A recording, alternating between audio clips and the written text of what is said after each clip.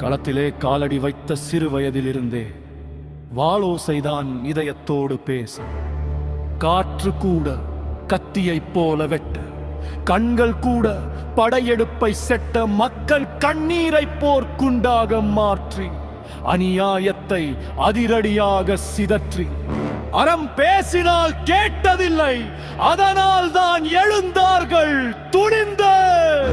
சிவகங்கை நிலத்திலே உதிர்ந்த உணர்ச்சி, பிரிட்டிஷ் கொடியை கிழித்த கோபம், சிவப்பு கொடியில் சுதந்திரம் எழுதி அதை தீதும் தீயாய் கிராமம் எல்லாம் எழுந்து, சிவகங்கை முதல் திண்டுக்கல் வரை செய்த செய்தி அடிமை இல்லை.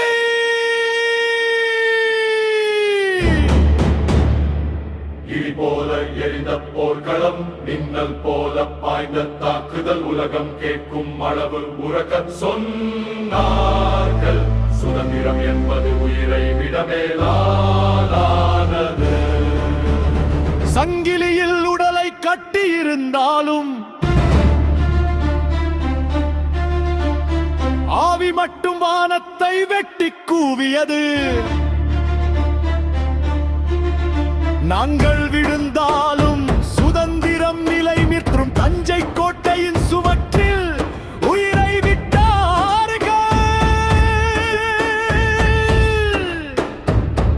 ஆனா வரலாறு அந்த தருணத்திலே